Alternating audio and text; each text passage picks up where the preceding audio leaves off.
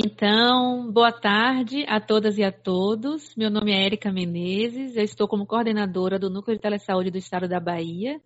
Sejam muito bem-vindas e muito bem-vindos ao segundo dia do Seminário Virtual do Núcleo, que tem como tema principal inovação para a qualificação da atenção básica. Hoje a gente está com uma mesa muito importante, muito interessante e potente, né, Telesaúde Indígena. O Núcleo de Telesaúde aqui da Bahia, ele oferta, né, uma série de serviços, entre eles a teleconsultoria, tanto por vídeo quanto por textos. Oferta também ações de teleeducação, como web palestras, web seminários, web aulas e também o telediagnóstico em eletrocardiograma. A gente, então, resolveu fazer esse seminário em comemoração aos 5 anos do Telesaúde e também como um momento da gente trocar experiências, falar um pouco das nossas ofertas, dos nossos serviços, conversar com nossos parceiros, conversar com outros núcleos, para a gente qualificar cada vez mais o nosso trabalho e também essa potente ferramenta que é o Telesaúde. Né, hoje a gente conta com a participação, queria começar agradecendo, né, a Zaira, né, que está aqui com a gente, representando a CESAI, o Ministério da Saúde, está nas férias dela e está aqui com a gente participando hoje. Então, em nome de Zaira, eu agradeço toda a equipe da CESAI pela participação. Participação também do IMIP em Pernambuco, né, responsável pelo Telesaúde Indígena, pelo desenvolvimento da Telesaúde Indígena, e aí no nome de Jeane, de Tessália, agradecer a participação de vocês e de toda a equipe. E aqui, né, aqui do nosso lado, Itana e todo o grupo do DICEI daqui da Bahia. A gente vai fazer, então, a ordem de apresentação das falas, a gente vai discutir um pouquinho, né, do Telesaúde, da experiência do Telesaúde aqui no estado da Bahia e também no Nordeste. E a ideia da gente hoje é trocar um pouquinho de como é que a gente pode, tanto o Núcleo de Telesaúde aqui da Bahia, quanto o Ministério da Saúde pela CESAI, e o IMIP articular ações para potencializar, então, essa ferramenta que é o Telesaúde Indígena. Eu vou começar abrindo, então, a fala, né, passando a fala para a Jeane, do IMIP, e em seguida a gente faz as demais falas.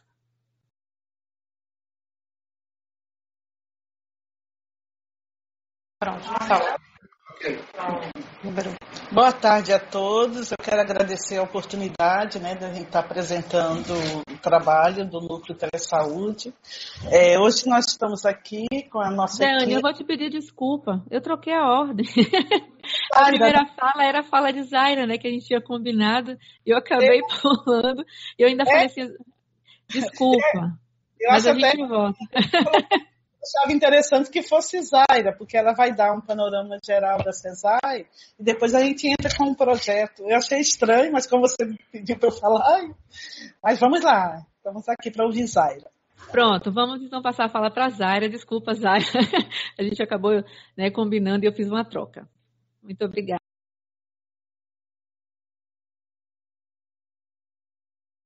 Boa tarde a todos. Como a Érica já apresentou, eu trabalho na Secretaria Especial de Saúde Indígena. Quero parabenizar o Núcleo pela iniciativa de fazer um seminário na temática, né, da saúde indígena. Parabenizar o Núcleo pelos 5 anos que vocês estão comemorando. E vamos conversar um pouquinho sobre como é o telesaúde na saúde indígena. Antes de falar mais especificamente sobre o telesaúde, eu queria dar um panorama sobre a saúde indígena. Você pode colocar a nossa apresentação, Érica? Bem, enquanto a Érica vai colocando a apresentação, queria só colocar para vocês que a Política Nacional de Telesaúde no Brasil, ela surgiu em 2007 e o programa foi ampliado e redefinido em 2011. O projeto de telesaúde que hoje o IMIP coordena, que é na saúde indígena no Nordeste, ele se iniciou em 2013. Ele foi assinado em 2013, né, e a implantação começou em 2014, e depois Jeane vai falar um pouquinho mais para a gente como que foi esse histórico. Então, vou dar um panorama sobre a saúde indígena para aqueles que estão participando e não conhecem como funciona o subsistema de atenção à saúde indígena no Brasil. Ele foi criado em 99 e ele está organizado no formato de distritos sanitários especiais indígenas, que estão sob a responsabilidade do governo federal. Quando ele foi criado, a responsabilidade estava na Fundação Nacional de Saúde, que é a FUNASA, e foi criada uma Secretaria Especial de Saúde Indígena no Ministério da Saúde no ano de 2010, final de 2010. Então, os distritos hoje ficam sob a nossa responsabilidade, né? Mas eles têm certa autonomia na sua gestão. Dentro dos distritos, a gente tem os polos base, que são a primeira referência para as nossas equipes de saúde. As nossas equipes são equipes multidisciplinares de saúde indígena, que incluem médico, enfermeiro, dentista, auxiliar de saúde bucal, técnico de enfermagem, e duas figuras importantíssimas que são os agentes indígenas de saúde e os agentes indígenas de saneamento, que são da comunidade.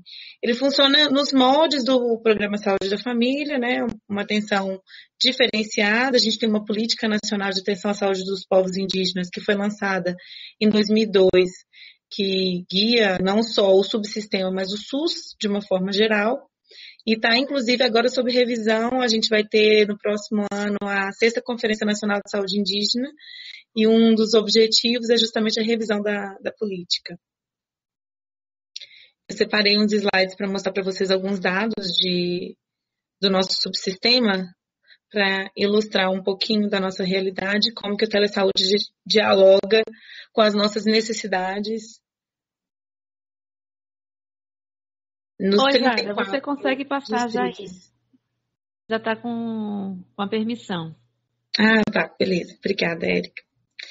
Então, como eu expliquei, né, a secretaria, aí tem os distritos, os polos básicos são essa primeira referência para as equipes de saúde. Eles podem estar localizados num município ou dentro de uma aldeia indígena. E tem também a Casa de Saúde Indígena, que integra o subsistema, e ele é um local que permeia já a rede de referência do SUS, porque ele fica no município, a Casa de Saúde Indígena fica no município, e acolhe os indígenas e seus acompanhantes quando eles precisam de tratamento fora da aldeia, né? Do tratamento complementar da atenção básica ou de média e alta complexidade. Então, aqui um mapa só para ilustrar para vocês que os distritos eles não respeitam os limites dos municípios nem dos estados. Quando eles foram criados em 99, foi observada a realidade dos serviços de saúde disponíveis, dos povos que ali estavam, das suas relações e outras características peculiares que levaram a esses desenhos que vocês estão observando aí. Eles estão presentes nas 5 regiões do país, em 25 estados, apesar da população indígena estar em todos os estados. Também essa distribuição foi feita de acordo com as terras e territórios indígenas, mas a gente tem indígenas em todos os estados brasileiros, incluindo nos municípios e em regiões de fronteira, né? Isso aqui é para mostrar para vocês como é que está a cobertura hoje do nosso subsistema. Então, quanto mais roxo, maior a densidade, maior a população daquele distrito. Como vocês podem observar, a gente tem uma concentração muito grande ali no Amazonas, mas também no Mato Grosso do Sul. Diferente do que as pessoas geralmente imaginam quando pensam em população indígena no Brasil, né? E aqui um modelinho representando como se dá a nossa atenção à saúde. Então, nas aldeias, a gente tem essas estruturas parecendo casas, seriam as unidades básicas de saúde indígena, às vezes são só um ponto de apoio para a equipe. Em algumas realidades, a equipe atende até embaixo de árvore, né, ou em escola, e numa casa cedida por alguém da comunidade. E quando precisam ir para referência, né, nas setinhas aí passando pelo polo base, porque é a referência da equipe, que é esse local administrativo também, que faz esse papel, indo para a referência SUS, mas claro que no caso de urgência e emergência, ele passa direto para a referência SUS para o hospital. E a Casa de Saúde Indígena como esse local intermediário, quando o indígena precisa ir para a referência aí no município. Então, a gente tem 34 distritos. Os polos base hoje são 355, nós temos 68 casas de saúde indígena e são 760 equipes multidisciplinares de saúde indígena, sendo o número de médicos de cerca de 540 médicos. 70% dos nossos médicos são do programa Mais Médicos. Acho super importante destacar isso, sendo que desses que são do programa, cerca de 90% são cubanos. Em relação às nossas aldeias, a enorme maioria das aldeias são aldeias pequenas. Então, vocês podem ver aí de laranja nesse gráfico pizza, as aldeias que têm entre 11 e 50 pessoas, né? Numa cor mais amarronzada, entre 51 e 100 pessoas. Aí, na cor verde, mais escuro, entre 101 e 500 pessoas. E aí, no número muito menor, de 4% entre mais de 500 pessoas e de 2% mais de 1.000 pessoas. Então, a gente tem uma dispersão muito grande da população indígena hoje. São quase 800 mil indígenas, segundo o nosso Sistema de Informação da Atenção à Saúde Indígena. E essa dispersão também está atrelada em muitas situações com difícil acesso. Mesmo no Nordeste, a gente tem locais de difícil acesso que precisam ser acessados via aérea, mas também mesmo quando é terrestre, a gente tem locais de difícil acesso no Nordeste, né? E mesmo no Nordeste, a gente também tem locais de acesso fluvial, só num quantitativo bem menor. Então, na atenção à saúde que a gente realiza nas aldeias, a gente faz vigilância em saúde e atende aos diversos programas aí da atenção primária, como eu falei inicialmente, nos moldes do Programa Saúde da Família. Acho que esse era um panorama mais geral. A gente vai entrar agora para poder falar com a Jeane sobre o programa Telesaúde na saúde indígena, né? E eu só queria destacar para vocês que eu tenho trabalhos publicados nessa área de telesaúde na saúde indígena. Eu fiz meu mestrado com foco nessa temática. Então, se vocês tiverem interesse, depois eu vou colocar aqui no chat o link para o artigo e o link para a dissertação também, para quem tiver interesse em conhecer um pouquinho melhor esses trabalhos aí. E vou passar a palavra para a Jeane para depois a gente fazer um diálogo.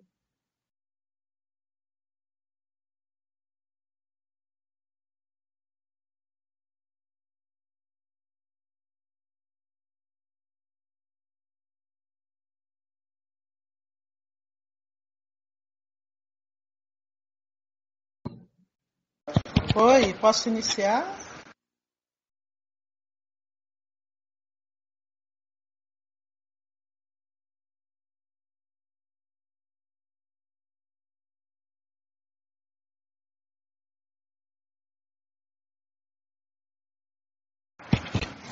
Pronto, Jeane, você também já está com a permissão para passar a apresentação. Pode iniciar a sua fala. Tá certo. Muito obrigada, tá? Como eu estava falando, agradecer a oportunidade, parabenizar o Núcleo da Bahia pelos 5 anos. E para a gente, assim, é um prazer estar se aproximando do Núcleo da Bahia, até mesmo porque temos um trabalho já junto à Bahia, né, junto aos povos indígenas da Bahia. Então, o apoio do Núcleo, de estar próximo, o apoio e a proximidade do Núcleo é fundamental, né, para a gente até avançar em algumas ações que hoje limitam um pouco estarmos mais distantes. Eu acho que é uma parceria importante. O núcleo eu vou começar minha apresentação falando do núcleo de telesaúde, para vocês conhecerem um pouquinho da nossa infraestrutura. E no segundo momento, o Tessália vai entrar falando mais da implantação da telesaúde no território baiano, né, na parte da saúde indígena. E mais detalhes, a gente vai complementando e vai conversando. Eu acho que a gente pode fazer essa apresentação bem formal, né? Que eu acho que eu quero abrir mesmo, assim, para que alguém que esteja dúvida, então, que a gente possa estar, pode interceder, pode interromper, fique tranquilo com isso, tá? Vamos lá? O núcleo telesaúde do IMIP, né, ele se encontra, né, dentro do hospital, né, Hospital de Medicina Integral, Professor Fernando Figueira, é o maior hospital filantrópico. É o maior hospital filantrópico do Brasil, né? Ele foi inaugurado em 13 de junho de 1960, né?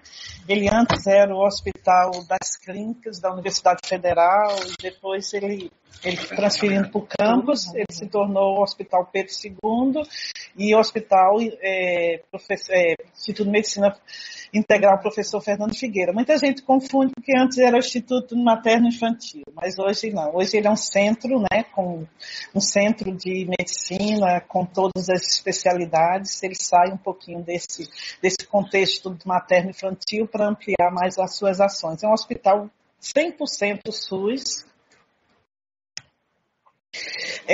Um breve história da telesaúde, né? O programa de telemedicina no IMIP, ele começou com São Judas, nos Estados Unidos, em 1998, com o professor Pedrosa, na parte de oncologia pediátrica. Ele antecede até o próprio núcleo, né? Em 2008, o núcleo de EAD do IMIP, né? Foi inaugurado o núcleo de educação à distância do IMIP. Em 2010, o núcleo de telesaúde do IMIP, ele incorpora tanto as ações que se desenvolvia com o Dr. Pedrosa, a parte de oncologia pediátrica, como o núcleo EAD. E se torna o núcleo de telesaúde do IMIP. Em 2012, a gente passa a compor a rede universitária de telemedicina. Nós fomos o primeiro hospital filantrópico a fazer parte da rede universitária de telemedicina. Em 2013, o programa Telesaúde Brasil Rede, que inaugura com o projeto de telesaúde para a saúde indígena. O programa Telesaúde Brasil Redes, ele já tinha mais de 10 anos, só que nunca havia uma ação direta para a saúde indígena.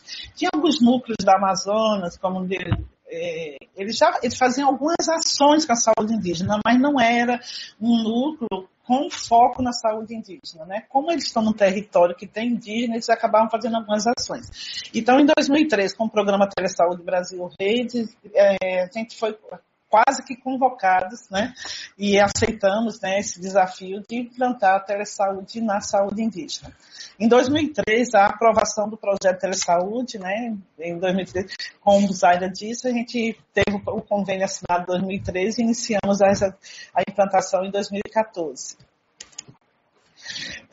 O núcleo é composto hoje, a estrutura do núcleo, ele tem uma sala que é a diretoria, 4 salas de gerência, teleassistência, teleeducação, TI, relacionamento, uma sala de projetos, uma sala de desenvolvimento e 2 salas de videoconferência. E ela faz uma interseção com essas áreas, né? Assistência, ensino, extensão e pesquisa. O IMIP, ele é um hospital de ensino e ele tem ligado a ele uma faculdade, que é a Faculdade Pernambucana de Saúde, a FPS. Então, toda a parte de prática no campo é feito dentro do IMIP, né? O campus de prática dele é o IMIP. Dentro das áreas, assim, dentro das áreas que a gente desenvolve, tem a teleassistência, né, que é a parte de teleassistência que é voltada mais para dar um suporte e para melhor qualificar a assistência, né. Nós temos as reuniões clínicas e interhospitalares nessa dinâmica, situações clínicas complexas de pacientes internados em algumas das instituições afiliadas ao IMIP. Elas são discutidas com a equipe de assistência e hospital remoto do IMIP. O IMIP hoje faz cogestão com 4 hospitais dentro de Pernambuco.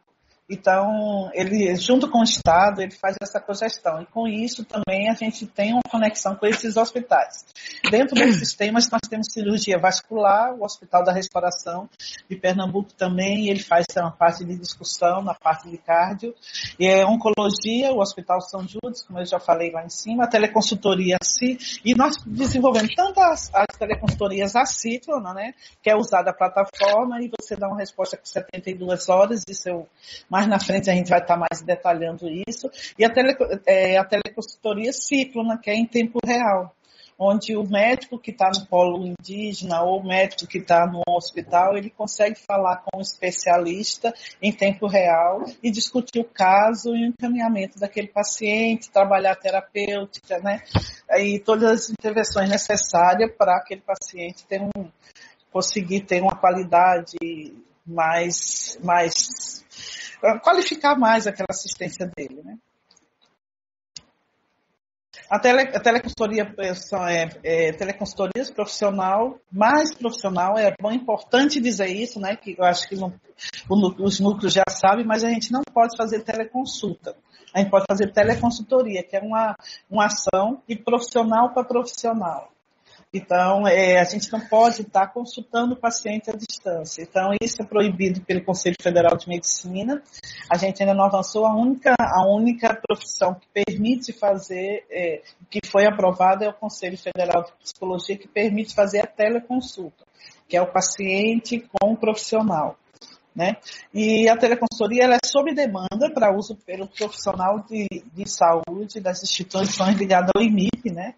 Apoio ao manejo da fila de espera. Esse é um projeto piloto que a gente está fazendo agora com Pernambuco, mas a gente já começou a fazer a discussão com outros DCs do Nordeste para ampliar esse projeto para o manejo da lista de espera. E hoje o foco que a gente, por ser um projeto piloto, a gente resolveu ficar mais focado na pediatria, né? Por ser uma demanda grande, a ginecologia e a obstetrícia. E estamos iniciando agora a psiquiatria. Então, são as áreas que hoje que a gente trabalha com o manejo da lista de espera, dentro de Pernambuco. A Teleonco, né, que está em implantação, é o serviço de triagem oncológica à distância para o referenciamento dos pacientes oncológicos ao serviço de acolhimento de oncologia do IMIP. Esse é um trabalho que a gente está fazendo com a rede de Pernambuco, a gente está começando o processo, ainda não iniciamos, não iniciamos ainda a ação mesmo, estamos no processo de mapeamento dos hospitais, trabalhando os fluxos para iniciar esse trabalho de triagem oncológica. Os números de teleassistência, nós temos 123 profissionais cadastrados, 40 especialidades. Esses profissionais cadastrados que eu falo são os teleconsultores da instituição, e tem alguns teleconsultores também que não são das instituições, mas que são cadastrados, que nos dão um suporte, né? E temos 40 especialidades para atender a parte de teleconsultoria. Ações de teleeducação hoje, né, nós temos as comunidades virtuais, que são 38 e 530 participantes, né? E as comunidades virtuais são algumas áreas que nós temos aqui, por exemplo, psicologia, nós temos a disciplina de psicologia, mas temos a comunidade para manter ainda o diálogo e a discussão daquela comunidade, né? Manter os fóruns de discussões. Os cursos, né, nós tivemos 51 cursos com 16.238 inscritos, sendo que desses 16.238, 12.502 já concluíram, né, são concluídos.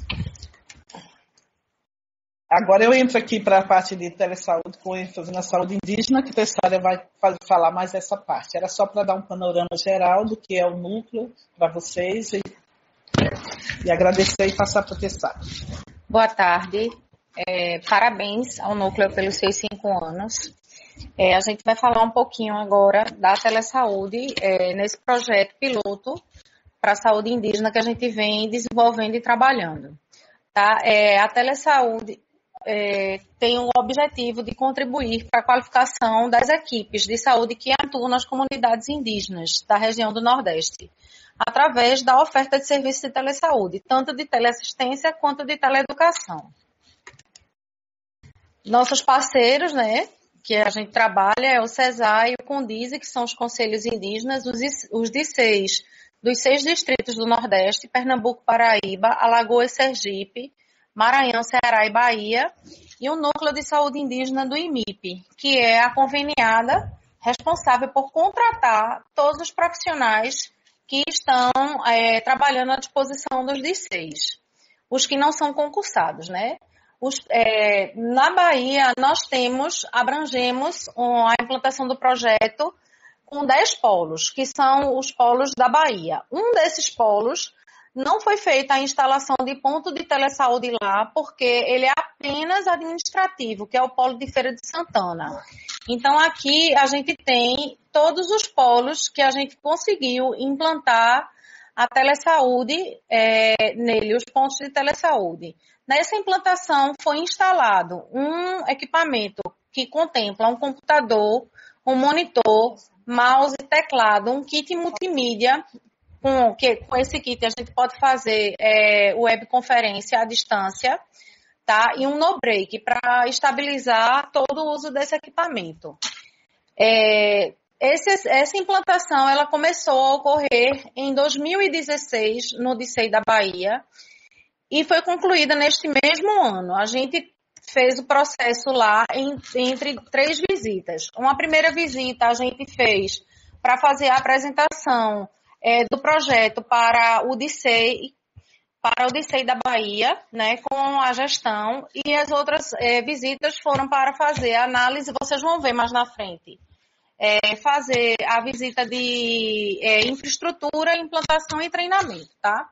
Hoje, a gente tem, dos dados que a gente colheu com o DICEI Bahia, a gente tem cerca hoje de 29.902 indígenas na região da Bahia, distribuídas nos 10 polos, aliás, nos 9 polos que tem atendimento, certo? São 9 DICEIs, né? Porque o 9 polos, o polo de Feira de Santana, ele não é polo, consta como instituição administrativa, ele contempla 29 municípios, atende 128 aldeias, distribuídas em 18 etnias, e tem 34 equipes multidisciplinares trabalhando à disposição da população indígena. Para o processo de implantação, como eu estava dizendo no slide anterior, nós dividimos em 4 etapas. A primeira etapa foi a etapa de visita à sede do DICEI, onde a gente conheceu os coordenadores, a coordenadora de DIASE, a equipe que estava envolvida, está ainda, né, que ainda tem muitas pessoas envolvidas na coordenação do DICEI, e a gente apresentou essa proposta para o coordenador e depois apresentou essa proposta também para o CONDIZE. Com a aprovação das duas esferas, a gente começou o processo de implantação.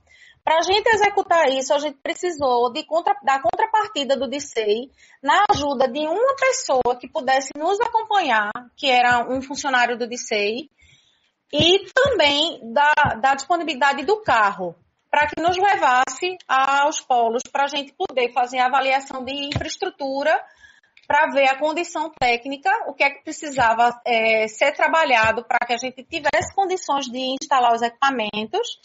E depois a gente fez uma segunda etapa, que era instalar os equipamentos e fazer os treinamentos para as equipes de nível superior. Em alguns polos, a gente também treinou os profissionais, os AIs. Os AIs eles não foram treinados, nem cadastrados, mas os AIs foram treinados e os profissionais de nível superior. E, por último, a gente fez aqui em Recife um processo de avaliação, onde a gente trouxe responsáveis de cada DICEI para que a gente pudesse fazer uma oficina e avaliasse a implantação e o processo de implantação do projeto lá e a usabilidade que ele vinha tendo, né? Isso ocorreu em 2017, essa oficina. Como eu estava dizendo anteriormente, a implantação foi prevista nos 10 polos.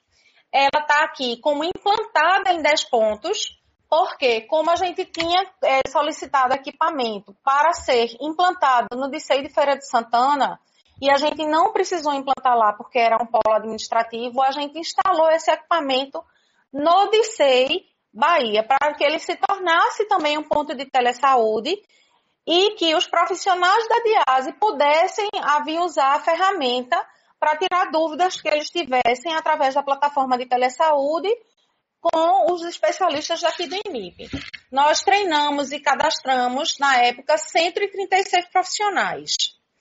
Esse número, hoje, ele está sendo revisto com o acesso à nova plataforma que nós vamos passar a usar agora. A ideia da teleassistência para a saúde indígena é exatamente essa. O índio, a gente botou uma imagenzinha para ficar mais fácil de vocês entenderem. O índio chegando no polo, conversa com o médico gera a dúvida e insere essa dúvida na plataforma. E o nosso profissional especialista daqui do IMIP, ele vai tirar essa dúvida dentro de 72 horas. Caso o profissional, o médico que precise trocar essa ideia, ele pode solicitar uma teleconsultoria assíncrona, dentro do número de especialistas que a gente tem também. E futuramente, quando a gente tiver já feito a pactuação com o DICEI Bahia, ele poderá também vir a participar do manejo da lista de espera com as especialidades já citadas por Jeane, que são pediatria, ginecologia e obstetrícia e psiquiatria. Tá? A teleassistência hoje trabalha com todas essas... São algumas das categorias que a gente trabalha, né, aqui dentro do IMIP. A gente, quando é solicitado alguma especialidade que a gente não tem cadastrado, a gente vai em busca aqui dentro do IMIP, porque a gente tem um corpo de profissionais enormes, multidisciplinares de várias especialidades, então a gente pode buscar essa especialidade aqui dentro do IMIP sem problema nenhum. Nós trabalhamos no início do projeto com uma plataforma que foi construída pelo Ministério da Saúde, que era uma plataforma desenvolvida pela Universidade do Rio Grande do Sul. Só que a partir de março deste ano, essa plataforma foi descontinuada, abrindo o Ministério da Saúde a oportunidade para que os núcleos que já exerciam esse trabalho com a plataforma do Rio Grande do Sul optassem e escolhessem a plataforma que mais tivesse correlação com o trabalho que fosse executado por aquele núcleo. Nós avaliamos algumas plataformas e decidimos usar a plataforma Salos, que foi desenvolvida pelo Núcleo do Espírito Santo. Ele foi toda adaptada para a necessidade nossa, ainda vem sofrendo adaptações constantes, porque a gente está buscando realmente, de fato, nessa plataforma, um direcionamento para a saúde indígena, que as outras plataformas não tinham, elas eram todas criadas para o desenvolvimento e o trabalho para o Programa de Saúde da Família, mas não com foco na saúde indígena.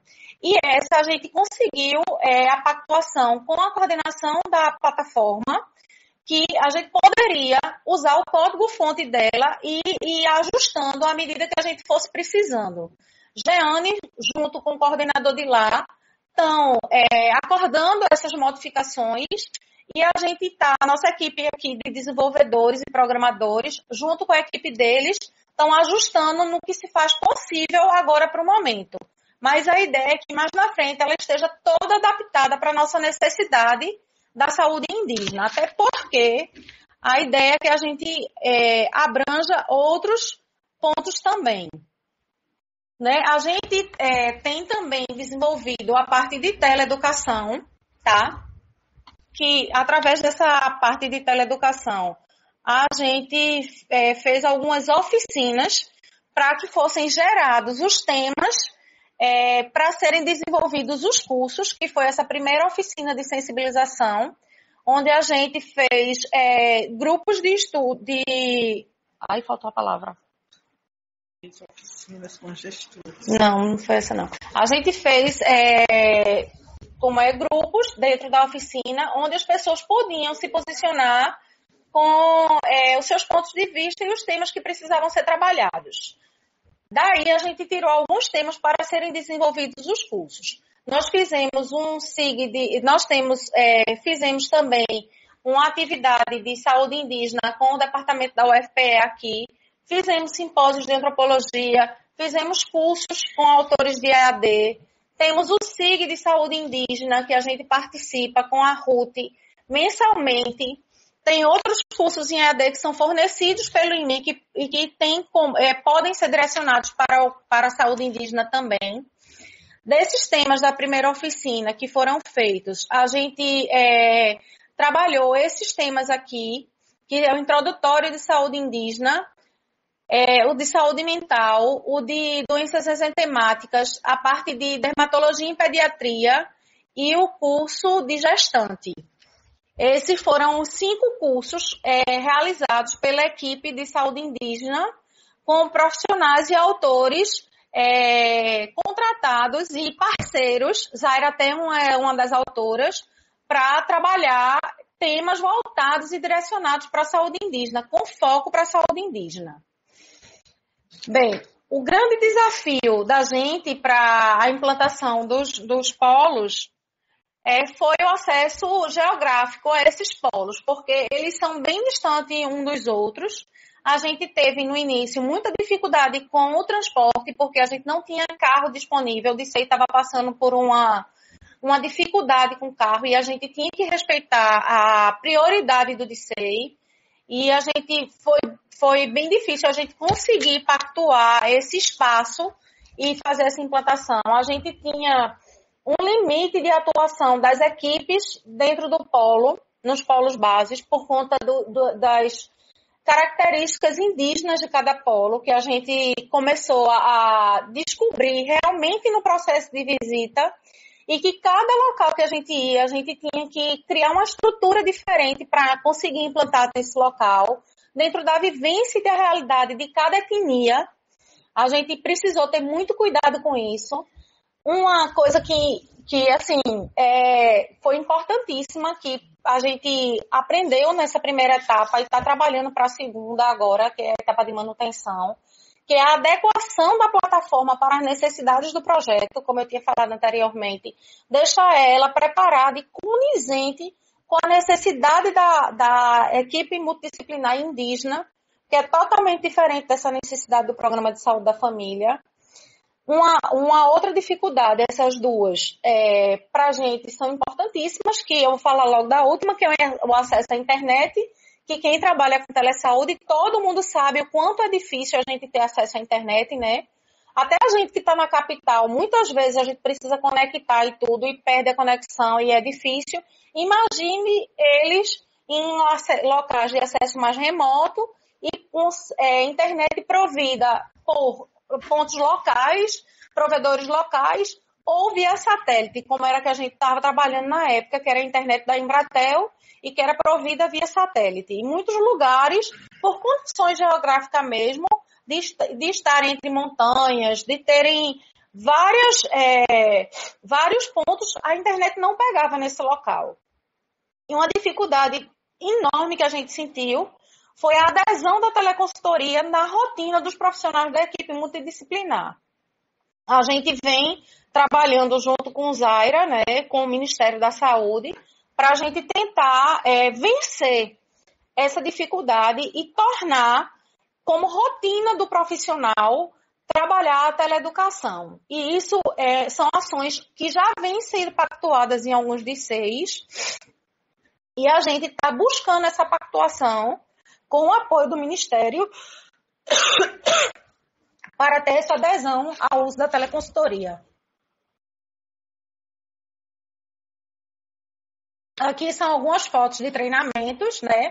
Em Botirama, que é o ponto mais difícil que vocês têm, a gente conseguiu ir treinar. Porto Seguro, que é uma equipe enorme, Ribeira do Pombal. E aqui uma frase que a gente deixa para vocês refletirem.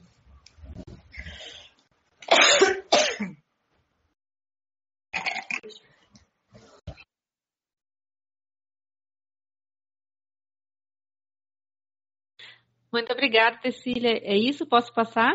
Adiante. Vou pedir agora para a Itana fazer uma fala rápida aqui, representando o DICEI da Bahia.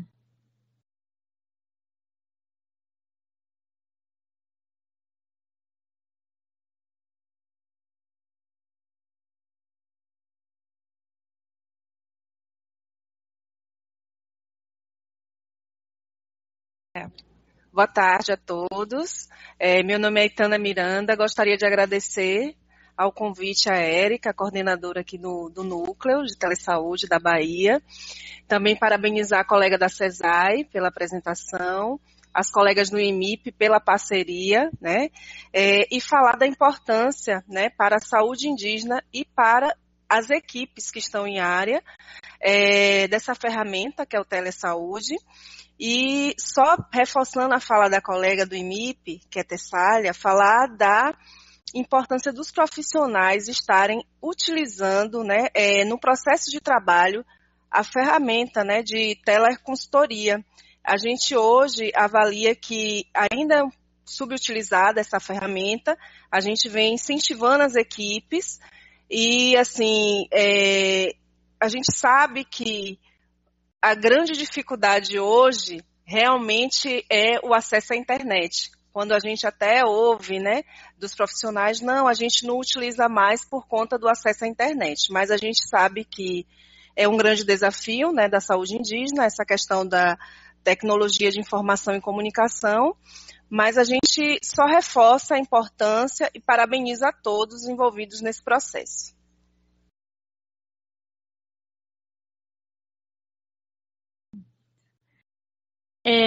Lindolfo até apareceu aqui. O nome dele está aqui, mas a gente não está conseguindo com que ele. Deixa eu tentar mais uma vez para ver se a gente consegue agora. Lindolfo, será que você consegue ativar seu microfone para você fazer sua fala? A gente consegue te ver aqui, mas seu microfone não está habilitado.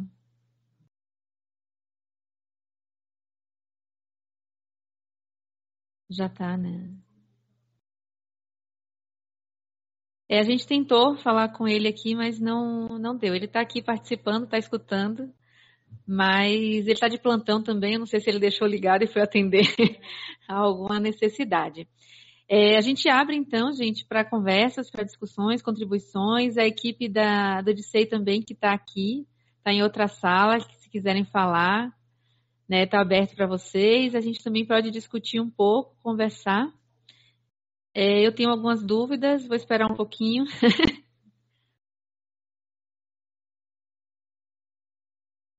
Acho que eu posso começar, né? Enquanto o pessoal... Pronto, o Lindolfo falou um oi aqui. Será que você consegue habilitar seu microfone?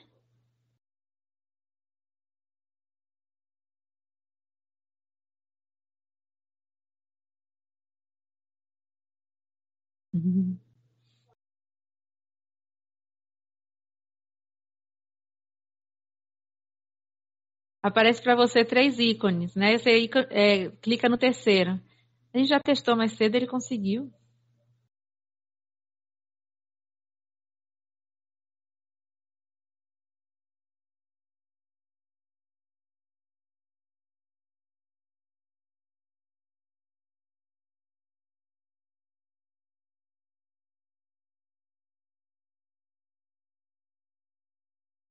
Para quem está assistindo a gente, Lindolfo é médico, né? Daqui do Polo Base. Qual é o Polo Base dele? Desculpa. De Botirama. E ele está tentando aqui acessar para dar o depoimento dele, né? Enquanto profissional que usa o que mais utiliza, a Itana está aqui corrigindo, que mais utiliza o telesaúde indígena. E a gente está tentando, que para a gente é importante, né, o depoimento dele. Já está? Lindolfo, seu microfone já está habilitado agora. Você pode falar.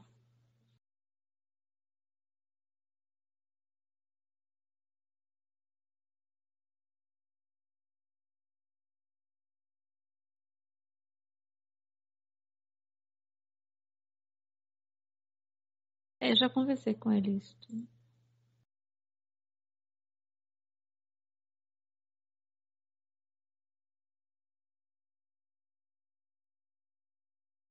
Agora ele conseguiu. Vamos esperar só mais um pouquinho. Ou então a gente vai conversando e quando ele conseguir dar um oi, a gente para ouvi-lo. Eu fiquei com uma dúvida só de de quais são os profissionais que dão apoio direto à equipe de saúde, das equipes indígenas, né?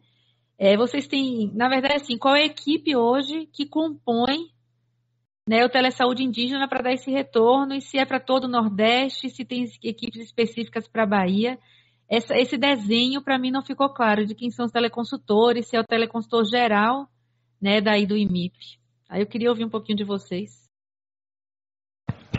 Veja, a gente tem especialistas, né? São especialistas em diversas áreas, cadastrados como teleconsultores. Mas quando vem uma teleconsultoria que, de uma forma síncrona, por exemplo, que ele coloca o caso na plataforma, então tem um teleregulador, que analisa esse caso e dali, depois que ele faz a auditoria dessa teleconsultoria, ele encaminha para um especialista da área que melhor responderia aquela questão. Então, a gente tem um banco de teleconsultores. Quando eu coloquei ali 52 especialistas, são 52 teleconsultores cadastrados de diversas áreas para dar suporte ao profissional que está no polo de saúde indígena. Mas assim, é porque eu não coloquei o fluxo, mas o fluxo acontece da seguinte forma: o profissional que está no polo, sendo ele um profissional médico, como um enfermeiro, como um odontólogo, ele coloca o caso na plataforma, dali ele encaminha, chegando aqui o nosso teleregulador analisa aquela questão e dali ele encaminha para o especialista que está cadastrado dentro da nossa plataforma, um especialista que também pode ser um especialista da DIASE, que também nós temos alguns profissionais que estão cadastrados dentro da Diretoria de Atenção à Saúde Indígena, dos DICEIs, que também são nossos teleconsultores. Mas na maioria das vezes, quem responde mesmo é o especialista, o teleconsultor do IMIP, que está cadastrado dentro da plataforma. Então, são várias especialidades. Não sei se eu respondi, se era isso que você estava com dúvida. Sim, entendendo que a saúde indígena ela tem essa especificidade de atuação, né? Claro que existe a complexidade na atenção básica, mas a gente sabe que trabalhar na saúde indígena é um passo ainda mais, né, complexo para as equipes, até pela formação dos profissionais, né, que a gente sabe que não tem, a gente não vê isso, né, na faculdade. Se teria teleconsultores específicos ou seriam gerais mesmo, né? Acho que a dúvida era essa, mas eu entendi. Nós temos. Na verdade, nossos telereguladores são todos que já têm experiência na saúde indígena. E nós também temos teleconsultores, eles são tanto telereguladores como também são teleconsultores. Porque também como a gente faz toda a parte de supervisão do mais médico, principalmente aqui em Pernambuco, eu estou falando mais direcionado a Pernambuco, mas eles acabam respondendo para toda a região, mas eles também têm essa vivência mais de perto com o mais médico, que ele faz a supervisão, o IMIP é responsável pela supervisão do mais médico em Pernambuco. Então, nós já temos alguns especialistas nossos que já trabalham há um tempo já com a saúde indígena, já têm essa experiência. Tanto que eles são nossos telereguladores e teleconsultores também. Na maioria dos casos, eles mesmos respondem às dúvidas. Mas quando precisa de um especialista, mas de uma área que precisa focar mais, de um caso mais que precisa desse olhar do especialista da área, ele geralmente encaminha. Mas eles têm respondido, né? Tanto que as teleconsultorias são feitas por duas pessoas com muita experiência, que é Rubem, da parte de pediatria, e Lúcia, que já trabalhou em polos indígenas. Então, e nós não temos, assim, teleconsultores para a Bahia. Na verdade, todos os nossos teleconsultores atendem toda a região. Eu fiquei também com vontade de entender um pouquinho mais dessa comunidade virtual que vocês têm, dessa ferramenta. Ela é feita onde? É Moodle, é comunidade de WhatsApp? Quem é que faz a mediação? Eu queria entender um pouquinho como é que vocês usam. A gente não usa essa ferramenta aqui e é interessante, achei interessante.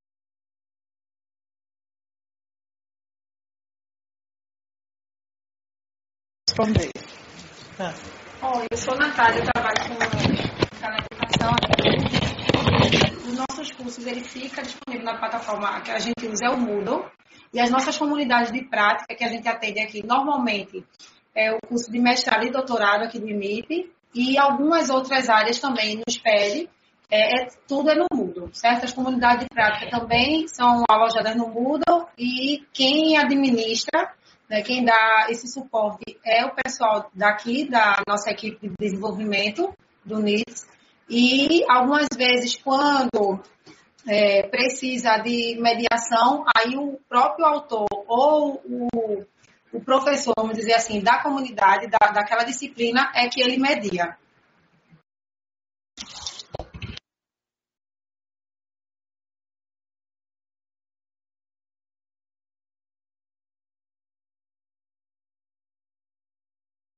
Desculpa, gente.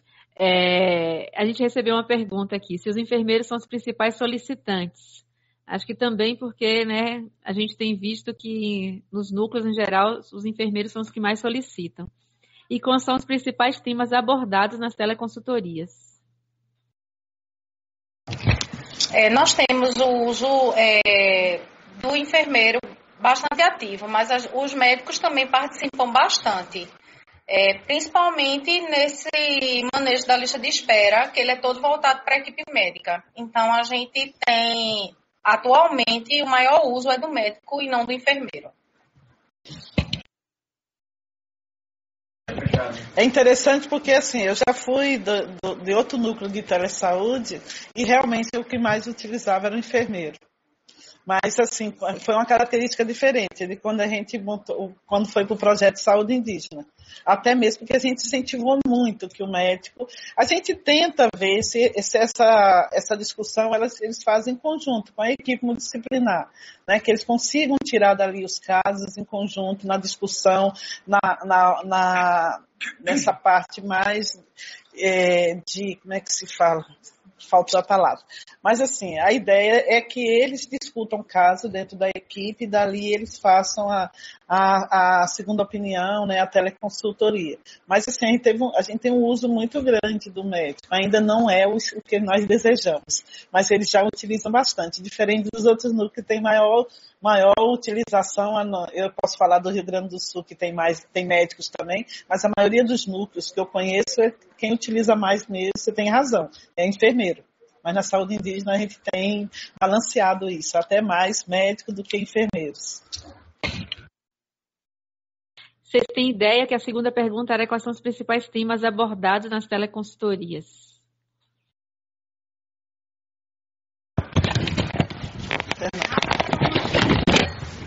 Realmente quem solicitava mais eram os enfermeiros, mas como o projeto agora está mais focado na fila de espera, agora as solicitações estão sendo realizadas basicamente por médicos. Mas, de modo geral, o tema ele é relacionado a problemas de pele e principalmente trato gastrointestinal, são os recordistas. Psiquiatria, né? Psiquiatria também é um tema muito grande. O gastrointestinal está aflito bastante. Deixa eu entender, a fila de espera, ela não é específica para a saúde indígena, né? Existe essa relação da fila de espera para a saúde indígena? Não, o manejo da lista de espera na saúde indígena. Na saúde indígena, então? Na saúde indígena, isso é discutido. Eu queria entender mais um pouco como é que acontece. Eu acho que até Zaida pode complementar isso, mas assim, a discussão é feita com o DICEI, o coordenador do DICEI, junto com o coordenador da DIASE, da DIASE, sempre tem uma lista de espera, né? Até mesmo não é só na saúde indígena, na atenção básica também tem lista de espera, aguardando a vaga, né, nos grandes centros especializados. Então, ali a gente tentou selecionar, junto com o coordenador da DIASE e o diretor da DIASE e o coordenador do DICEI, quais são as especialidades que têm maior número de espera, e dali a gente selecionou essas especialidades. Mas, assim, a lista de espera é geral, não é para saúde indígena. Desculpa, ao contrário, é focado na lista de espera da saúde indígena. O que é que nós fizemos? A gente está desenvolvendo esse piloto de trabalhar o manejo da fila de espera dentro do próprio projeto, como uma ação do projeto, e a gente começou por Pernambuco. E está tendo reuniões focais com outros DICEIs para atuar o início do manejo dessa lista de espera nesses outros DICEIs. Como é que ele funciona? A gente determina um dia, que o que a gente já começou é na sexta-feira, a gente vai focar nessa sexta-feira, e a gente tem do horário de 8h30 da manhã às 16h30 da tarde, teleconsultorias síncronas, em tempo real, com os profissionais de pediatria e de ginecologia. Então, o profissional que está lá no polo, ele se conecta conosco, com o profissional aqui no IMIP, e a doutora Lúcia faz até de fora do país, não faz nem daqui do IMIP, ela faz normalmente de Boston, onde ela mora. E a gente usa o sistema de webconf. E essa solicitação, ela é enviada, ela é inserida na plataforma com 24 horas de antecedência, até 24 horas de antecedência o profissional tem para inserir esse caso na plataforma de telesaúde. O profissional, o teleregulador, já passa para o profissional teleconsultor. Aí é um profissional focal, que é doutor Rubem e doutora Lúcia. Eles já avaliam o caso e no dia que vão se conectar, que é a sexta-feira, eles já vão com o caso já estruturado para discutir com o profissional. Após essa discussão, a resposta do teleconsultor ela é inserida na plataforma e o solicitante que fez tirou essa dúvida com ele, finaliza o caso, dando ok se atendeu ou não as expectativas dele. Tem funcionado assim. A gente já fez uma reunião com o DICEI Ceará para discutir o manejo da fila de espera deles. Para a semana, nós estaremos na Bahia, em Salvador, discutindo esse manejo dessa fila de espera e assim sucessivamente, para que a gente amplie esse trabalho de manejo da fila de espera para todos os distritos.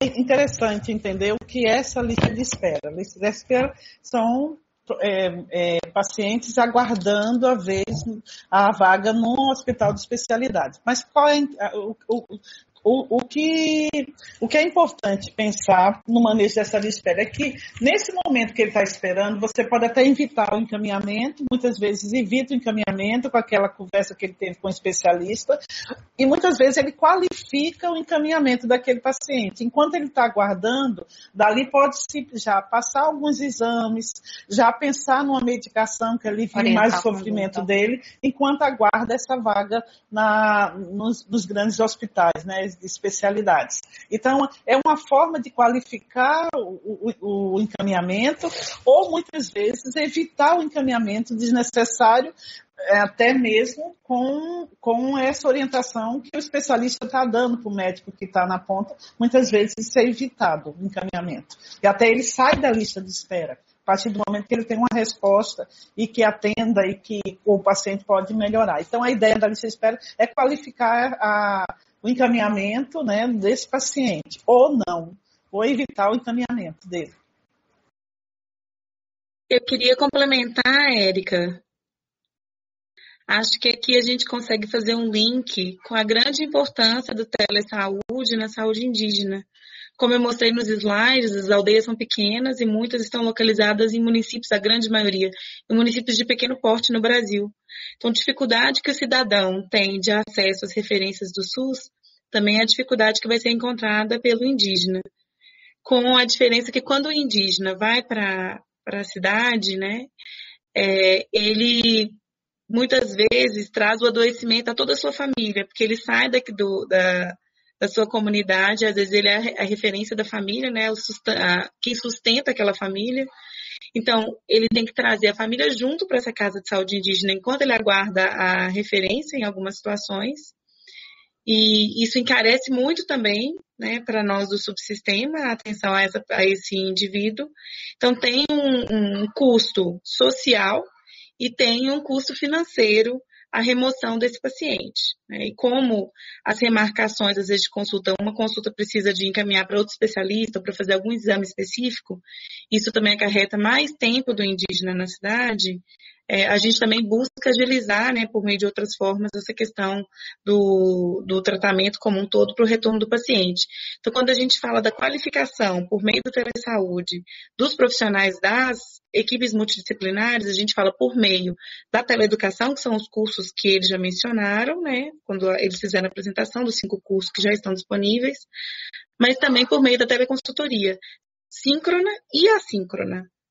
Então, quando eles conseguem verificar a prioridade de um caso, ou conseguem ver a possibilidade de resolução daqueles problemas no âmbito da atenção básica, a gente evita o deslocamento e, dessa maneira, tem uma redução do custo social e econômico. Era isso.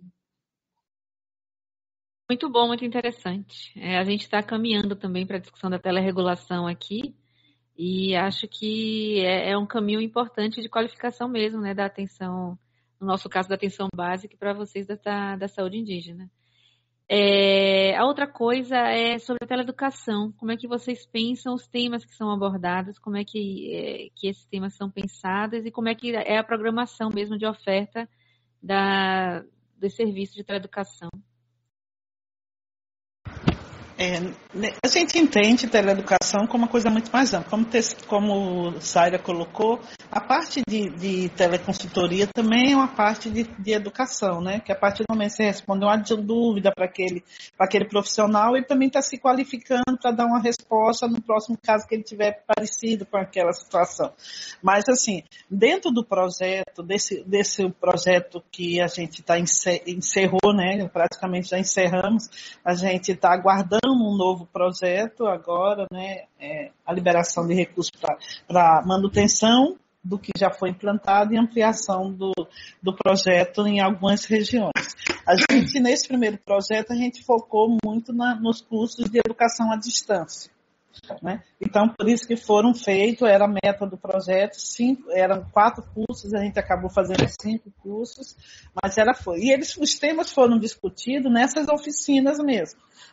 Na primeira oficina de sensibilização que nós tivemos aqui, que era uma oficina de sensibilização para o gestor, para apresentar o projeto e planejar as ações de implantação, como também para ali, nos pequenos grupos que nós fizemos, com alguns participantes, era para tirar os temas que seriam realmente interessantes para eles em relação ao curso. Então, os cursos foram pensados nos temas que foram sugeridos nessa oficina. Agora, no projeto de expansão e de manutenção, a gente colocou módulos educacionais. A gente tem mais cursos, até mesmo que a gente avaliou, embora os cursos, eu acho que foram cursos muito bem feitos, né? São cursos com pessoas que estão muito focadas na saúde indígena. A gente sentiu que a gente precisava repensar esse formato de teleeducação. Então, a gente vai trabalhar módulos educacionais. Nesses módulos educacionais, a gente vai usar outro formato, né? Outra ferramenta educacional. A gente pensou em web aulas, web palestras, que coisas pequenas que prendam, até mesmo porque o profissional que está na ponta, ele não tem tanta disponibilidade de tempo. Então, a gente vem pensando em módulos educacionais e estamos aí no processo de discussão, aguardando esse recurso ser liberado para a gente começar a trabalhar a parte de teleeducação no processo de manutenção e na expansão, né? A nossa expansão ela é uma expansão que vai do litoral sul, interior sul, até o Alto Solimões. Aí aguardando, né? Só que a gente ainda não iniciou porque a gente aguarda a liberação de recursos para iniciar essa expansão. Então, no segundo momento vai ser trabalhar em módulos educacionais. Tem mais uma pergunta aqui, acho que já começaram a responder, mas no DC Bahia existem 10 pontos de telesaúde implantados, a limitação com a internet nos locais também é frequente, como é feito o acompanhamento e monitoramento desses pontos? Esse monitoramento é feito de 2 formas. O monitoramento da internet, do uso da internet, é feito pela equipe técnica nossa, que está sempre em contato com esses pontos, né? Já tem algum tempo que a gente está com essas ações paradas, na verdade. A gente está indo para a Bahia, como eu já disse, para Salvador, para restabelecer todos esses pontos com o DICEI, porque houve uma mudança de gestão, né, no DICEI. Então, assim, a gente não conseguiu mais tocar algumas ações lá. E essas ações, inclusive, são de cunho tecnológico. A gente precisa saber como é que estão a internet e essas estruturas lá. A Bahia, todos os polos que a gente visitou, eles têm o privilégio de ser situados em locais que eles têm uma internet relativamente boa, que é provida pelo local, por cada município, e onde os profissionais se cotizam e pagam essa internet. Então, assim, a maioria dos polos que a gente visitou, quando a gente fez o levantamento tecnológico, eles tinham uma velocidade boa. Então, assim, eles têm um privilégio a mais por conta de uma estrutura de equipe que existe dentro de cada polo. Eu não sei se essa estrutura permanece, ainda se mantém. A gente vai ter que retomar isso e reavaliar como está. Quanto ao monitoramento do uso da plataforma, a gente tem uma equipe de monitores de campo que tem acesso diário à plataforma de telesaúde, seja essa atual que a gente está utilizando ou a antiga, e acompanha quem está usando e quem deixa de usar. E também os resultados dessa utilização, eles são enviados para uma plataforma chamada Smart, que é a plataforma que gera os indicadores do Ministério da Saúde, né, que você conhece, e o Smart, ele manda os relatórios de uso e pontua cada profissional e polo que foi utilizado. Então, a gente acompanha dessa forma também. Os relatórios trimestrais que a gente manda para o DICEI, né? A gente trimestralmente, à medida que vem sendo utilizado, a gente manda esses relatórios e usa também o sistema de relatório que foi desenvolvido pela nossa equipe daqui de desenvolvimento, que são os infográficos, que são mensais.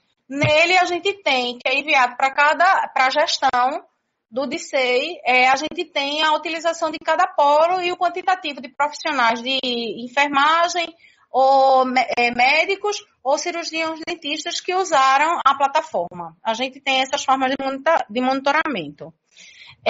Com o uso, essa descontinuidade da plataforma, esse trabalho de relatórios, ele parou de abril para cá, porque a gente ainda não colocou em prática, não começou a colocar em prática a utilização dessa nova plataforma Salos para os demais distritos. A gente está começando a botar agora à medida que a gente está viajando e fazendo essas novas pactuações.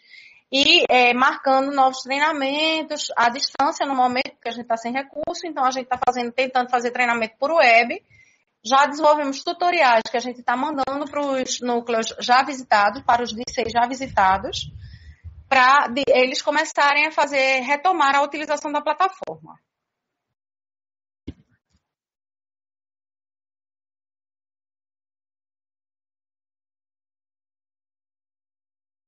Só para completar, gente, em relação a essa pergunta, que fala da questão dos polos, né, que tem os pontos, porém tem a questão da internet, que com frequência cai. E aí a colega do IMIP explicou que na visita à época, né, as equipes que estavam mobilizadas em resolver a questão da internet e até providenciando, né, essa internet de uma forma informal. Hoje, a gente do DICEI Bahia tem enfrentado realmente essa questão da internet, né, e a gente já tem um processo no SEI, onde a gente solicitamos a expansão do link do Ministério da Saúde, né, para que a gente tenha uma internet veloz, né, e de qualidade. Então, a gente está aguardando também que o DataSUS dê esse posicionamento para a gente. Então, a gente já está em andamento também para resolver essa situação da internet. Obrigada. Alguém mais com alguma questão? O pessoal da equipe que está ali quer fazer alguma pergunta? Lá está fechado o áudio, né? Vamos tentar Lindolfo aqui de novo, mas eu acho que não teremos a participação dele hoje. Não está, né? O microfone dele está habilitado já. Eu acredito que agora foi porque ele deve ter ido atender alguém. Porque ele está no meio do plantão, ele me falou. Bem, acho que tem uma questão, né, que mobilizou, na verdade, a gente pensar essa mesa. Né? A gente pensou no início que ela seria uma mesa mesmo da gente conversar e pensar de que forma o Telesaúde Bahia, né, o Núcleo Telesaúde Bahia e o Telesaúde Indígena, né, coordenado aí pelo IMIP, poderiam pensar ações conjuntas, né, pensar parcerias.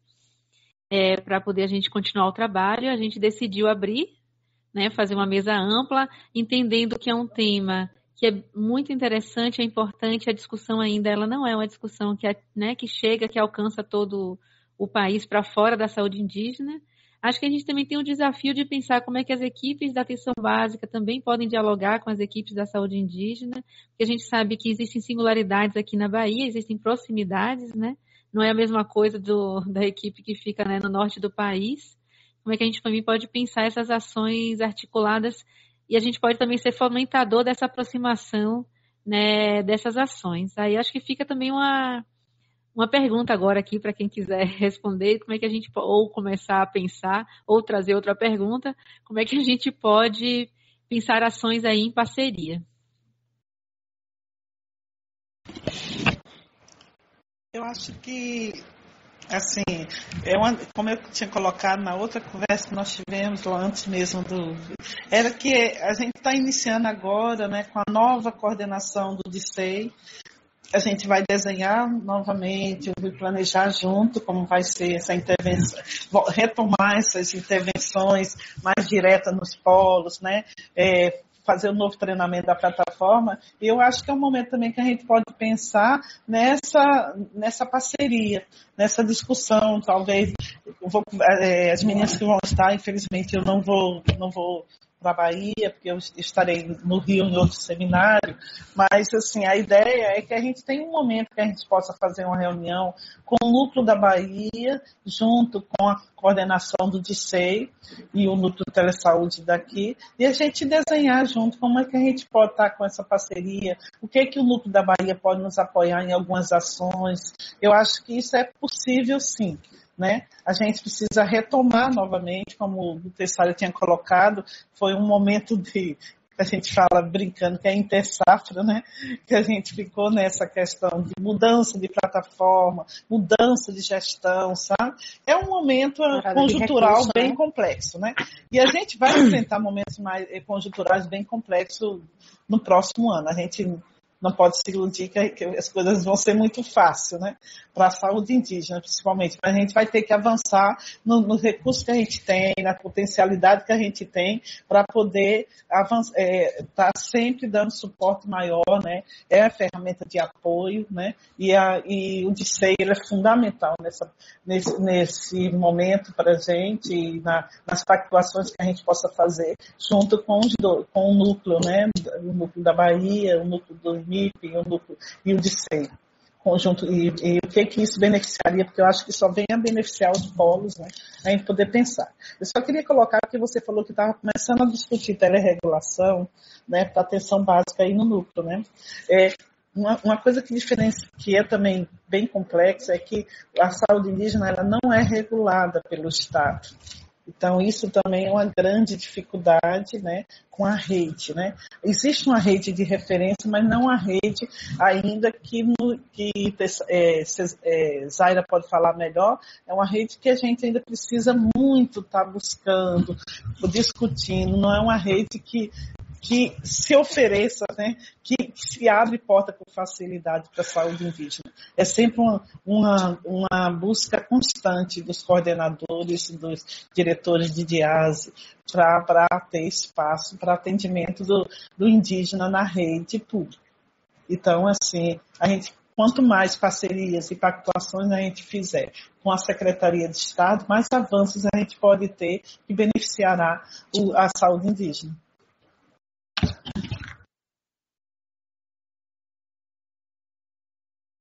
Eu queria contribuir também com o que a Jeane estava colocando e com as possibilidades que a gente tem para o futuro. Eu acho que são duas questões, né? Uma questão são os profissionais que estão na atenção básica no estado da Bahia. Esses profissionais que já estão acessando a telesaúde pelo núcleo de telesaúde da Bahia, Érica. Será que eles enxergam a população indígena que eles atendem? Então, como podemos sensibilizá-los para propiciarem uma atenção diferenciada, como preconiza a Política Nacional de Atenção à Saúde dos Povos Indígenas, para essa população? Porque se eles nem enxergam que tem, aí também não surgem as dúvidas, né? Eles não direcionam questões para teleconsultoria ou mesmo para teleeducação dentro do núcleo que podem fomentar ações que a gente pode estabelecer nessa parceria entre o IMIP, NITS, né, e o Núcleo de Telesaúde da Bahia. Então, isso com os profissionais aí da atenção básica do Estado. A outra é com os nossos próprios profissionais. Então, algumas dificuldades que foram colocadas pelo NITS na apresentação de hoje são dificuldades que também são colocadas por pesquisadores que procuraram saber, né, quais são os entraves. Essa questão da infraestrutura deficitária, né? Então a internet pode não ser ainda a melhor internet disponível, mas como eles falaram, seria suficiente para o uso da ferramenta. Mas a gente também tem que ver a questão da cultura organizacional de utilização das tecnologias de informação. Então, será que os nossos profissionais, os distritos, em especial do DCEI Bahia, que a gente está falando, estão habituados a utilizar das tecnologias de informação nos seus processos de trabalho aí na atenção aos povos indígenas? Será que a gente está habituado a fazer discussão dos casos em equipe? Será que isso está competindo também com outras prioridades dentro do nosso processo de trabalho? A gente acaba escanteando essa questão do uso da ferramenta de telesaúde? E a questão do tempo. Então, se o profissional também não tem tempo para poder se dedicar para o uso da ferramenta, a gente precisa pensar como que a gente pode, aí, no âmbito da gestão, encorajá-los ou reservar um tempo para o uso da ferramenta. E essa questão também de outras iniciativas que você já tem aí no núcleo, como o próprio eletrocardiograma que você mencionou, Érica, eu acho que são potencialidades para parcerias futuras, sim. Bem, é isso que eu queria colocar. Você já respondeu, então, a pergunta que estava aqui. Você não viu? Então, a gente já colocou, né? Tinha uma próxima pergunta, que era justamente o telediagnóstico em cardiologia nos municípios que possuem DCEI. A gente está com a oferta, é uma oferta em parceria com o Hospital das Clínicas de Minas Gerais e com o Ministério da Saúde, né? A gente está nessa discussão. Eu acho que seria interessante realmente a gente, né, dar esse olhar. Zaira, né? Olhou além aí da pergunta. Eu acho que a gente fica com a pauta, então, né? Interessante que Zaira trouxe. A gente tinha começado a conversar sobre isso antes, mas ela resgata aqui, né?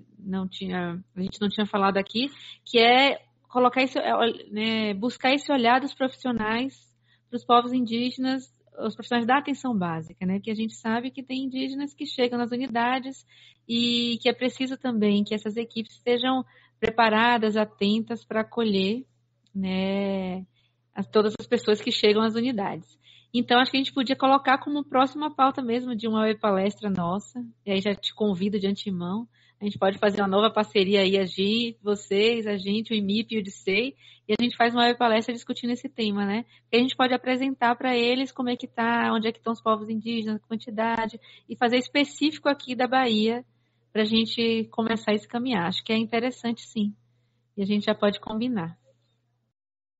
Mais alguma coisa, gente? Vou deixar aberto aí, quem quiser também perguntar para a gente aqui da Bahia. Fiquem à vontade. Se não, a gente pode encerrar por aqui. Acho que o Lindolfo não participa. Mas a gente vai convidar o Lindolfo para a próxima, de qualquer jeito. Para a nossa próxima palestra, ele vem e faz uma fala. A gente pode convidá-lo também. Se todo mundo estiver satisfeito, eu vou dar por encerrada, então, a nossa tarde. Podemos? Pronto. Itana quer fazer uma fala, só um momento. Eu gostaria de agradecer, né, pela oportunidade e também fazer uma correção. Lindolfo é do Polo Base de Paulo Afonso, tá? E ele é o médico que mais utiliza, tá? De parabéns. Eu vou abrir para cada um também, para a Zaira fazer uma fala de encerramento, para o pessoal do IMIP fazer uma fala de encerramento e de despedida. Os desafios na saúde indígena, eles são grandes. Eu acho que a telesaúde é mais uma ferramenta para a gente vencer barreiras. E mesmo dentro da telesaúde, a gente já precisa pensar como avançar, né? E parcerias são sempre um bom caminho, porque quando a gente pensa junto, a gente pensa melhor e a gente tem maiores possibilidades de inovar perante os obstáculos que a gente enfrenta. Alguns antigos, né? A questão da internet, ela é antiga, mas alguns novos também, como englobar os outros profissionais aí do Estado nessa atenção diferenciada. Eu agradeço a Érica, agradeço o IMIP, agradeço o pessoal do distrito que esteve presente conosco e os participantes aí que tiveram no web seminário. E até uma próxima, né? A Érica já está deixando uma promessa de uma próxima, até a próxima. Eu concordo com Zaira nessa questão das parcerias, né? Eu acho que quanto mais parcerias a gente tiver, mais a gente abre mais espaços, mais a gente já consegue avançar mais até de repensar mesmo que telesaúde nós queremos para o Estado, né? E, assim, eu venho sempre colocando que eu não consigo ver, né?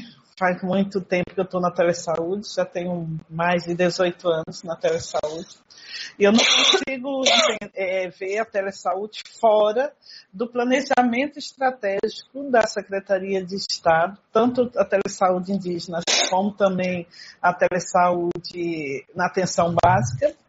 E essa parceria, essa discussão com a Secretaria de Estado, porque ele tem que estar dentro do plano de governo, porque eu entendo que tanto a saúde, tanto os indígenas, como o cidadão que mora na área rural ou na área urbana, eles têm o mesmo direito a esse acesso, né, à rede de assistência, né, especializada. Então, é preciso ter esse olhar das secretarias estaduais, das secretarias municipais, de que são munícipes cidadãos, né, que têm os mesmos direitos, né? Então a gente precisa ampliar. Eu sei que a gente avançou muito, a Secretaria Especial de Saúde Indígena do Ministério da Saúde é um avanço, mas eu acho que tanto a CESAI quanto os liceis, eles hoje ainda têm muita dificuldade desse acesso à rede. Então, para mim, ampliar essa discussão e ter um núcleo estadual, que funciona dentro da Secretaria Estadual, dentro do Estado da Bahia, eu acho que só vem a contribuir. E concordo plenamente com Zaira, que é esse olhar da atenção básica para o atendimento ao indígena também, que com certeza eles têm atendimento, né? Não é só o polo de saúde indígena, muitos indígenas também se direciona aos programas de saúde da família para ser atendido. Então, precisa também desse olhar. E quanto ao telediagnóstico, né, na parte de cardio, eu acho que a gente pode estar trabalhando, sim, nessa parceria de ampliar isso e levar isso para os polos indígenas. Vamos fazer essa discussão. Quero agradecer a Érica, ao coordenador do DICEI, que ainda não conheço pessoalmente, mas terei esse prazer de conhecer assim que puder, e a Bahia para conversar. E vamos ver que no próximo seminário, esse seminário que a Érica está falando, eu acho que a gente pode aprofundar mais essa discussão. Só isso. Obrigada. Queria agradecer, então, a participação de Zaira. Vou repetir, ela tirou um tempinho das férias dela para estar aqui com a gente. Então, muito obrigada, Zaira, pela parceria, né, pela dedicação. E aí, em seu nome, eu agradeço a toda a equipe da CESAI, do Ministério da Saúde. Queria agradecer ao IMIP, a Jeane, a Tessália e toda a equipe também que esteve presente, a Itana aqui, ao DICEI. Né, muito obrigada pela parceria, a todos os participantes que estiveram com a gente durante a tarde. Lembrando que já está aqui a nossa próxima mesa temática, ela vai falar da experiência da telemedicina na Bahia, amanhã, quarta-feira, às 14h30, sempre bom lembrar que é no horário de Salvador, a gente foi pego aí, né, com horário de verão nesse seminário, então a gente tem o desafio de estar conciliando, porque a gente tem pessoas, né, do Brasil todo participando, então às 14h30 do horário daqui, né, de Salvador, da Bahia do Nordeste, de um pedaço do Nordeste, e às 15h30 no horário de Brasília. A gente tem programação até a sexta-feira, então a gente pede para que todo mundo fique com a gente até sexta-feira, assistindo a nossa programação. Para quem quiser certificado, é preciso entrar no nosso site, fazer a inscrição no seminário para depois conseguir receber o certificado. Agradecer então e encerrar essa mesa que foi bastante rica e, né, sangue indígena no coração. Obrigada, gente.